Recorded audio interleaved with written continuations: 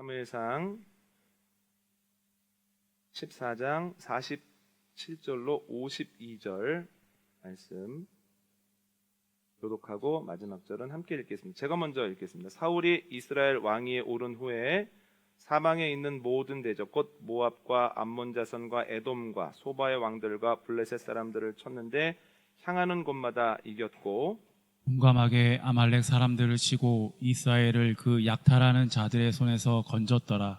사울의 아들은 요나단과 이스위와 말기수하요 그의 두 딸의 이름은 이러하니 맏딸의 이름은 메라비요 작은 딸의 이름은 미갈이며 사울의 아내의 이름은 아이노아미니 아이마아스의 딸이요 그의 군사령관의 이름은 아브넬이니 사울의 숙부 넬의 아들이며 사울의 아버지는 기스요 아브넬의 아버지는 넬이니 아비엘의 아들이었더라.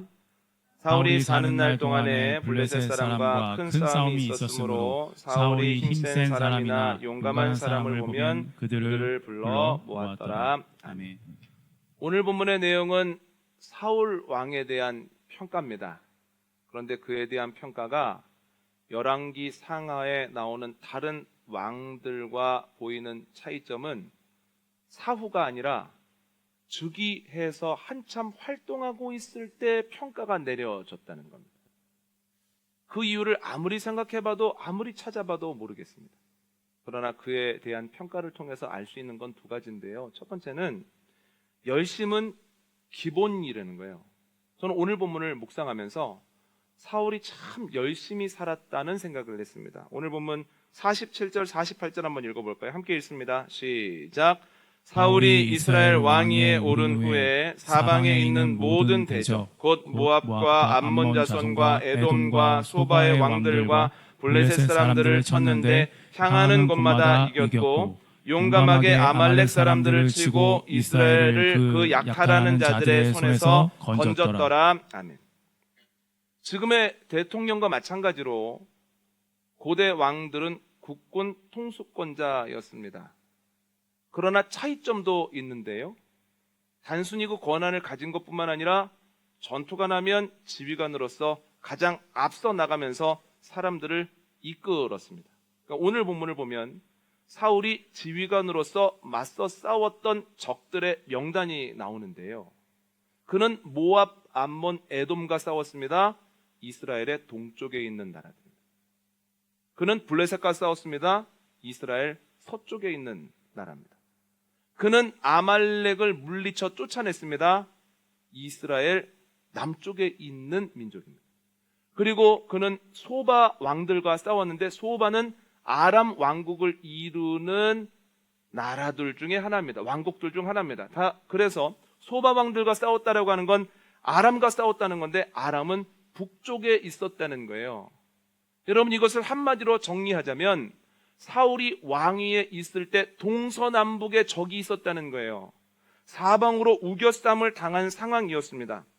이러한 상황 속에서 사울은 주눅들지 않고 열심히 싸웠습니다. 성과도 괜찮았습니다. 그래서 47절을 보면 향하는 곳마다 이겼다라는 언급이 나옵니다. 열심히 살았죠. 그런데 그의 역할은 왕과 지휘관에서 멈추지 않았다는 거예요. 오늘 보면 49절 한번 읽어볼까요? 함께 읽습니다. 시작. 사울의 아들은 요나단과 이스이와 말기수하요 그의 두 딸의 이름은 이러하니 맏딸의 이름은 메라비요 작은 딸의 이름은 미갈이며 아멘. 그는 왕이었을 뿐만 아니라 한 가정의 가장이었다는 거예요. 그런데 그 가정이 결코 작지 않습니다.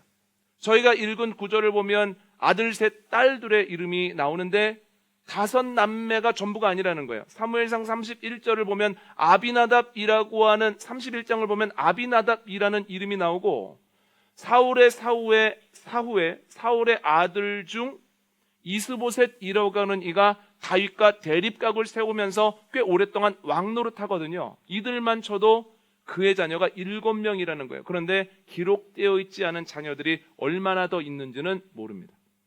왕으로서 생활하고 지휘관으로서 일을 하는 가운데 한 가정의 가장으로서도 역할을 감당했다는 겁니다. 그런데 오늘 본문을 읽어보면 그는 참 쉴 틈이 없었겠다, 자면서도 고민했겠다라고 생각되는 구절이 나오는데 한번 52절 한번 읽어볼까요?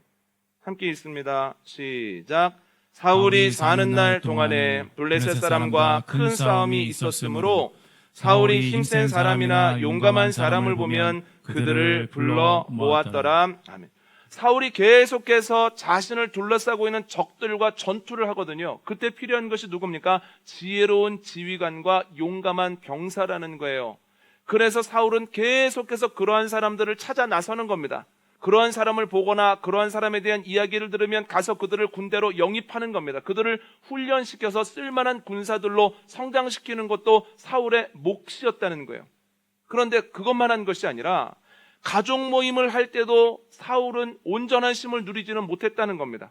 가족 모임을 할 때도 찬찬히 살펴서 아하, 저 친구는 지휘관으로 세워도 괜찮겠다 하는 이가 있으면 그를 픽업해서 자리에 세웠다는 거예요. 대표적인 경우가 50절에 나오는 아브넬이라는 사람입니다. 사촌인데 그가 능력이 있는 것을 보고 충분히 감당할 수 있는 것을 보고 사촌 아브넬을 세워서 2인자로 삼고 그를 통해서 나라의 여러 가지 것들을 치리했다는 거예요. 이게 무엇을 의미합니까? 가족 간의 모임도 그에게는 쉼이 아니었다는 거예요. 가족 간의 모임에서도 계속해서 전투를 생각하고 인재 영입을 생각하고 여러 가지를 고민하는 상황이었다라고 하는 거죠. 여러분, 사울이 왜 이렇게 열심히 살았을까요? 열심히 살지 않고는 생존할 수 없기 때문입니다. 버텨낼 수 없기 때문입니다. 방금 말씀드린 것처럼 사방에 적들이 있습니다. 긴장할 수밖에 없습니다. 그런데 사방에 있는 적들이 하나하나 만만치 않습니다. 그 적들이 쳐들어오면 싸우는데, 그런데 그 만만치 않은 적들 중에서도 블레셋이라고 하는 나라는 버거운 거예요. 왜냐하면 그 당시 청동기 문명을 지나고 있었던 이스라엘에 비해 블레셋은 철기 문명 초기를 지나고 있었기 때문입니다. 그래서 단 한 번의 싸움도 굉장히 버겁고 힘든 거예요. 블레셋과 싸운다라고 하면 매 싸움마다 목숨을 걸어야 되는 처지였다라고 하는 거죠. 싸움마다 최선을 다하는 가운데 이기기 위해서, 어떨 때는 지지 않기 위해서 끊임없이 인재를 구하고 영입하는 일을 할 수밖에 없었죠. 모두 생존을 위해서 그렇게 했습니다. 그러면서도 가족을 이끄는 가장이었다라고 하는 거예요. 너무너무 열심히 살았던 사람. 그런데 사울의 모습이 우리 시대를 살아가는 사람들의 모습과 크게 다르지 않다는 겁니다. 만나는 이들마다 어렵다고들 합니다. 물론 모든 것이 평안하고 원하는 것만큼 풍족한 시대는 지금까지 없었습니다만, 그것을 감안해도 지금 이 시대를 살아가는 것 결코 만만하지 않다는 거예요. 뉴스를 보십시오. 우리가 익히 알고 있는 세계적인 기업, 영원할 것 같았던 기업들이 위기를 맞이하고 있다라고 하는 뉴스가 나오고, 이와 더불어서 지금도 어렵지만 앞으로도 또렷한 돌파구가 보이지 않는다라고 하는 뉴스가 계속해서 나오죠. 그뿐입니까? 자영업이 어렵다 못해 이제 자영업이 무너져 버렸다라고 하는 뉴스도 심심치 않게 우리가 대할 수 있다라고 하는 거예요. 예전에 미생이라고 하는 드라마에서 한 출연자가 이런 대사를 한 적이 있습니다. 회사 안에 있을 때는 전쟁터지만 회사에서 나오고 나니까 지옥이라고. 여러분, 이 말이 간단히 들리지는 않습니다. 회사에 계신 분들은 매일 목숨을 걸고 전쟁터로 나가는 겁니다. 이기느냐 지느냐에 따라서 내가 살 수도 있고 내가 죽을 수도 있고, 우리의 가족이 편안할 수도 있고 우리의 가족이 다 흩어질 수도 있는 겁니다. 그래서 목숨을 걸고 출근을 하죠. 목숨을 걸고 일을 하죠. 자영업하는 분들은 어떻습니까? 그분도 또 다른 모양으로 목숨을 겁니다. 한 번 넘어지면 일어날 수 없는 것을 알기 때문에 목숨을 걸죠. 온 가족이 힘을 다합니다. 저희 집 앞에 편의점이 하나 있는데요, 아이들과 함께 가면 시간대로 다른 분이 계셔요. 그런데 다 가족입니다. 가장 긴 시간은 아빠가 있습니다. 나이가 한 60대 중반 되는 아빠가 있고, 그리고 저녁 때가 되어지면 번갈아 가면서 사모님이 계실 때가 있고, 따님이 계실 때가 있고, 아드님이 계실 때가 있습니다. 온 가족이 넘어지지 않기 위해서 온 힘을 다 하셨는데 2-3달 전에 주인이 바뀌었습니다. 그 모습을 지켜보는데 마음이 굉장히 힘들고 찹찹했습니다. 넘어지면 일어나는 것이 만만치 않다는 걸 알기 때문에 온 가족이 힘을 썼지만 넘어져 버리고 말았구나. 얼마나 힘이 들까? 이것을 복구하는데 얼마나 걸릴까? 복군을 할 수 있을까라는 생각이 드는 거예요. 언제라고 쉬웠겠습니까마는 그러나 특별히 어렵고 특별히 어려운 때를 지나가고 있는 것 같습니다. 그러면 아이 키우는 건 어떠십니까? 옛날에는 아이 자기가 먹을 것은 갖고 태어나는 거야. 그냥 아이 자동적으로 다 자라는 거야. 그냥 주님이 다 키워주시는 거야. 그냥 아이들 밖에서 놀고 오면 한 어두워질 때쯤 되면 밥 먹어라. 그럼 애들 들어와서 밥 먹고 자고 또 학교 가는 거야. 간단히 생각했지만 요즘 그렇습니까? 아니요, 그렇지 않습니다. 자녀를 키우는데 얼마나 적지 않은 물질이 들어가는지, 자녀가 일상을 살아가기 위해서 부모님들이 얼마나 많은 노력을 해야 되는지 알지 못할 정도입니다. 아이를 키우는 것이 예전과는 무척이나 많이 달라졌다는 거예요. 그럼 아이들은 어떻습니까? 아이들 사는 것도 만만치 않다는 겁니다. 여러분, 제가 학창 시절일 때는 그래도 여유가 있었습니다. 초등학교 때 못해도 중학교 때 그래도 치고 올라갈 수가 있고, 중학교 때 굉장히 힘들어하던 친구도 고등학교 때 어머, 저 친구가 저런 능력을 발휘하네 하는 경우가 한 반에 한두 명씩은 있었다는 거예요. 종종 있었다는 거예요. 쉬운 일은 아니지만 그래도 불가능하진 않았다는 거예요. 저 같은 경우도 중학교에서 고등학교 올라가는 그 시점에 좋은 선생님을 만나면서 아, 공부는 이렇게 하는 거였어 조금씩 알아가기 시작했거든요. 그런데 요즘은 그런 거 거의 불가능합니다. 초등학교 때, 중학교 때 뒤처진 친구들 중고등학교 때 앞서가기가 거의 불가능하다는 거예요. 왜냐하면 초등학교 때부터 아이들이 전력 질주하거든요. 아이들이 정말 바쁘거든요. 학원도 많이 다니고 매번 감당해야 되는 숙제와 이 프레셔가 만만치 않거든요. 제가 대학생활 할 때만 해도 낭만이 있었습니다. 대학교 붙으면 놀아야지 하는 것들을 그래도 2년 정도는 마음껏 누렸거든요. 가서 OT 가서 선배님들 만나고, 또한 동아리 가입하고, 또한 동아리에서 MT 가고, 미팅하고, 연애하고, 그러다가 군대 갔다 오면, 아니면 3학년, 4학년 정도 되면 공부하는 겁니다. 공부가 재밌어서 하는 게 아니라 그때는 성적 관리하는 겁니다. 그렇게 해도 웬만하면 취직을 할 수 있었기 때문입니다. 그런데 요즘은 그게 불가능합니다. 그래서 대학에 들어가자마자 취직을 위해서 아이들이 전력 질주를 한다는 거예요. 낭만마저도 사라진 시대입니다. 설교를 준비하면서 이런 생각을 했습니다. 우리가 이 땅에 존재하는 것만으로도 감당해야 되는 기압이 있죠. 압력이 있습니다. 그 압력이 결코 만만치 않고 그 압력 때문에 우리의 모습이라든가 우리의 모든 것들이 자연스럽게 형성이 되잖아요. 그런 것처럼 우리가 지금 이 시대에 이 땅에 살아간다는 것만으로도 우리가 아무것도 안 해도 어떤 어려움 안 만나도 기본적으로 감당해야 되는 고뇌와 고난과 무게감들이 있다는 거예요. 얼마나 힘든 일인지 모릅니다. 제가 부목사님들에게 물어본 적이 있습니다. 사역을 하면서 가장 어렵게 느끼는 게 뭐냐? 그랬더니 입을 모아서 이렇게 얘기를 합니다. 단 한 번 설교를 해도, 단 한 번 찬양을 해도, 단 한 번 행사를 해도 잘 해야 하고 잘 하고 싶다는 것, 이게 제일 힘이 듭니다. 그래서 하나를 해도 너무너무 힘이 듭니다. 저는 공감합니다. 그럴 수밖에 없는 이유가 있는데요. 여러분, 지난 주간에 저희 셀 리더분들이 모여서 교육을 하는데 한 분이 이런 말씀을 하시더라고요. 아이를 군대에 쿨하게 보내셨다는 거예요. 그런데 쿨하게 보내시고 난 다음에 계속해서 아이 생각이 나는 겁니다. 길을 걸어가다가 맛있는 게 먹고 싶어요. 그런데 그 가게에 들어가려고 하다가 아이고, 지금 우리 애는 거친 밥 먹고 있을 텐데 엄마가 이거 먹으면 안 되지 하면서 지갑을 닫는다는 거예요. 따뜻한 아랫목에 앉아있다가도 아이고, 우리 애는 추운 데서 훈련받고 있을 텐데 내가 이렇게 따뜻해 있으면 안 되지 그러면서 마루로 나가신다는 거예요. 목회자들의 심정이 이와 비슷할 것 같습니다. 월요일 날 출근을 해 있으면 성도분들 중에 이렇게 말씀하시는 분들이 있습니다. 목사님, 월요일 날 쉬시는 날 아닌가요? 예, 맞습니다. 월요일 날은 쉬는 날입니다. 그러나 마음 편하게 누워서 쉴 수가 없는 것은 교우들의 삶을 알기 때문입니다. 교우들은 월, 화, 수, 목, 금, 또 토요일까지 일을 하시죠. 그리고 토요일 날 오셔서 당번에 따라서 식사 준비하시죠. 청소하시죠. 주일날 오셔서 또 예배하고 봉사하고 주일 오후까지 계속해서 계시잖아요. 그리고 잠깐 숨 돌리고 또다시 월요일날 일상을 시작하시지 않습니까? 이러한 상황을 생각하면 월요일은 쉬는 날이니까 나는 누워 있을 거야 라는 게 잘 안 됩니다. 저를 비롯한 목회자들이. 또 하나는 신방을 하고 성도들과 이런저런 이야기를 나누는 중에 교인들이 이 월급을 타고 수입을 얻기 위해서 어느 정도의 고통을 받는지를 듣거든요.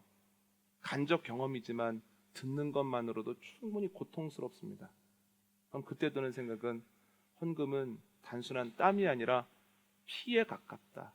피로 봐도 무방하다 하면서 나는 목회자니까 어쩔 수 없이 11조도 하고 감성금도 한다 쳐도 교우들은 이걸 어떻게 피와 같은 돈을 헌금을 할까 하는 생각이 들면서 마음이 참 뭉클할 때가 있습니다.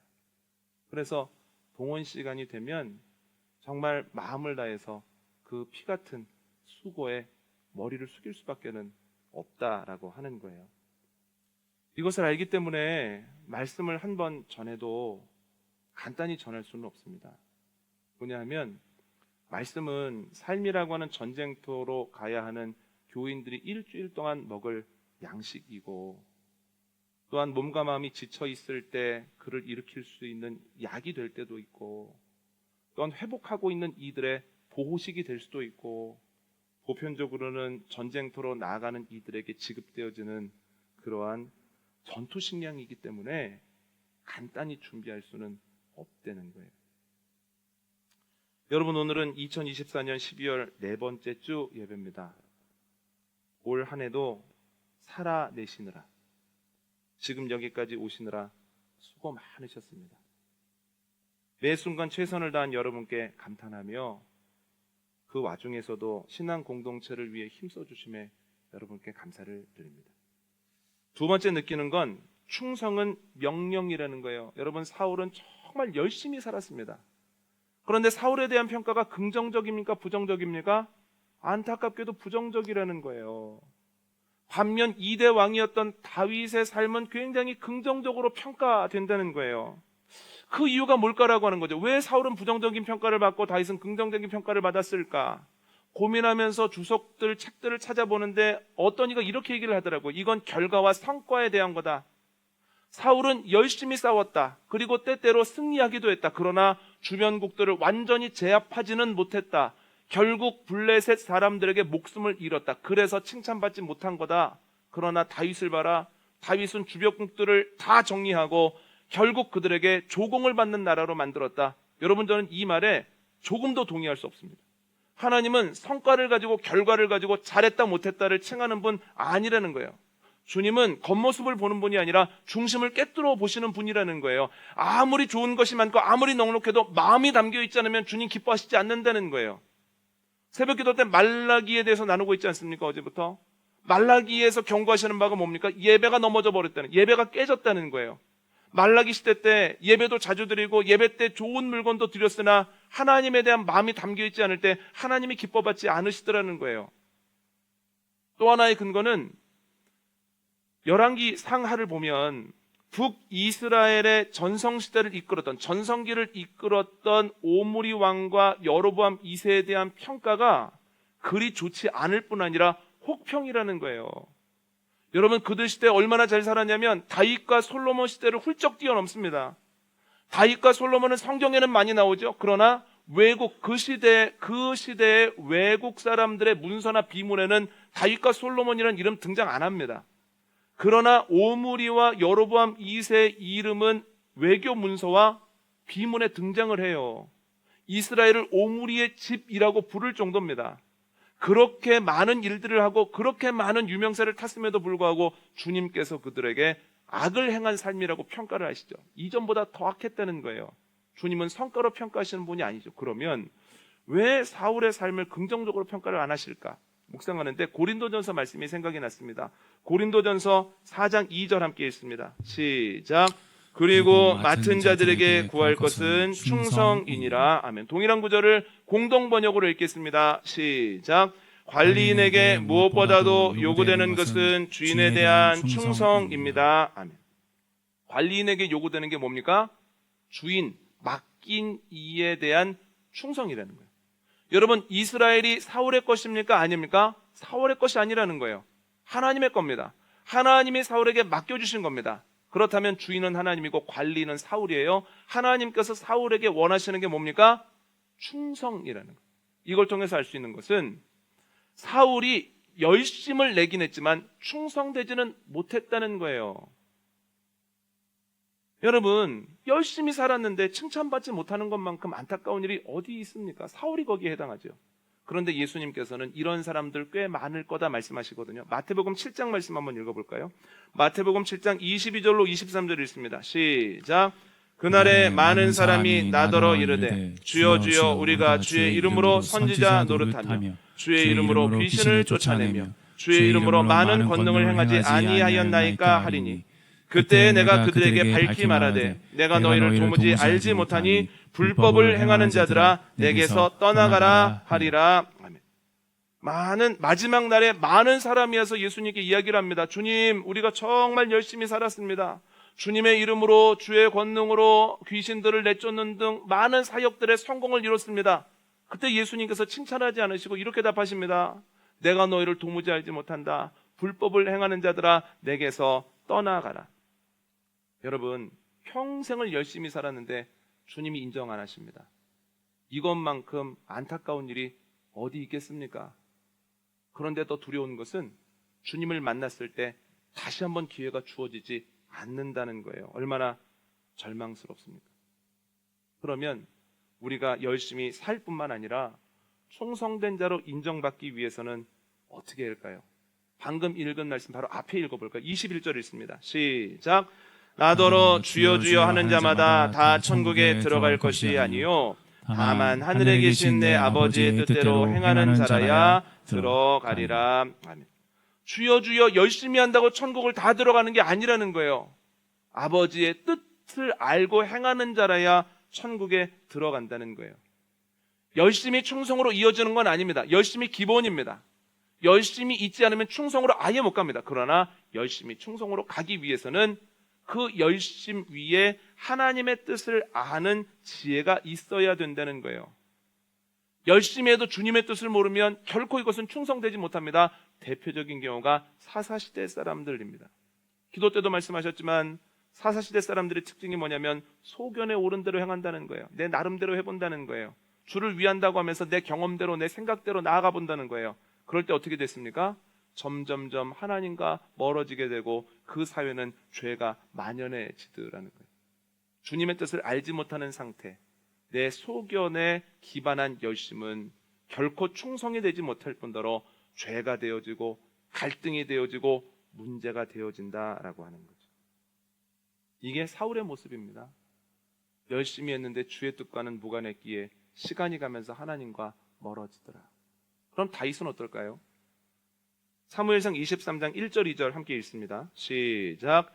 사람들이 다윗에게 전하여 이르되 보소서 블레셋 사람이 그 일날을 쳐서 그 타작마당을 탈취하더이다 하니 이에 다윗이 여호와께 묻자와 이르되 내가 가서 이 블레셋 사람들을 치리이까 여호와께서 다윗에게 이르시되 가서 블레셋 사람들을 치고 그 일날을 구원하라 하시니 아멘. 블레셋 사람들이 이스라엘 서부에 있는 그일라 지역을 쳐서 마구 약탈해 간다는 소식을 다윗이 듣습니다. 그런데 웬일인지 듣자마자 돕고 싶은 거예요. 구해주고 싶은 거예요. 여러분, 그런데 문제가 있습니다. 도울 만한 상황이 아니에요. 다윗이 왕이었을 때도 아니고 다윗이 평안했을 때도 아니고 다윗이 사울 피해 도망 다닐 때예요. 그럼 여러분, 어려운 상황 속에서도 그일라 사람들을 돕는 게 좋겠습니까? 안 돕는 게 좋겠습니까? 어려운 문제죠. 그래서 하나님께 물어봅니다. 하나님 어떻게 하면 좋겠습니까? 그랬더니 하나님께서 네가 들은 이유는 너 보고 도우라고 내가 듣게 한 거야. 가서 그들을 구원해라 이렇게 말씀하시거든요. 그래서 함께하던 이들에게 얘기합니다. 우리 가서 그일라 사람들을 돕자. 그랬더니 함께하는 사람들이 펄쩍 뛰는 거예요. 무슨 말씀하시는 거냐고. 지금 우리가 사울에게 쫓겨다닌 지 꽤 됐다고. 우리 위치도 발각이 되고 싸우다가 우리의 병력이 줄어들 수도 있고 우리가 싸우고 있을 때 우리의 뒤를 치면 다 괴멸될 텐데 이게 그럴 만한 일이냐고, 그런 의미가 있겠느냐고. 함께한 이들의 이야기가 상식적이라는 거예요. 훨씬 합리적이라는 거예요. 어떻게 하면 좋겠습니까? 내가 리더로서 한번 얘기했으니까 끝까지 가는 거야 하는 게 좋겠습니까? 아니면 그 이야기가 훨씬 상식적이네, 너희들의 말대로 멈춰보자 하는 게 좋겠습니까? 어렵죠? 다윗 어떤 선택을 했을까요? 한번 읽어볼까요? 23장 4절입니다. 사무엘상 함께 있습니다. 시작. 다윗이 여호와께 다시 묻자온대 여호와께서 대답하여 이르시되 일어나 그 일나로 내려가라. 내가 블레셋 사람들을 내 손에 넘기리라 하신지라. 아멘. 다윗이 하나님께 또다시 묻습니다. 그랬더니 하나님께서 그 일나로 내려가라고 분명히 또 말씀해 주시죠. 그래서 함께한 사람들을 설득해서 내려가 이기고 그들을 구출했다는 거예요. 여러분, 성경을 보면 다윗이 제일 잘하는 게 두 가지입니다. 첫 번째는 하나님께 물어보는 겁니다. 어떻게 하면 좋겠습니까? 어디로 가면 좋겠습니까? 지금의 일을 어떻게 이해하면 되겠습니까? 계속해서 물어보죠. 두 번째는 다 이해할 수 없을 때 주님께 찬양하는 겁니다. 그랬을 때 하나님의 뜻을 아는 열심이 그의 삶의 충성으로 드러나게 되었다라고 하는 거예요.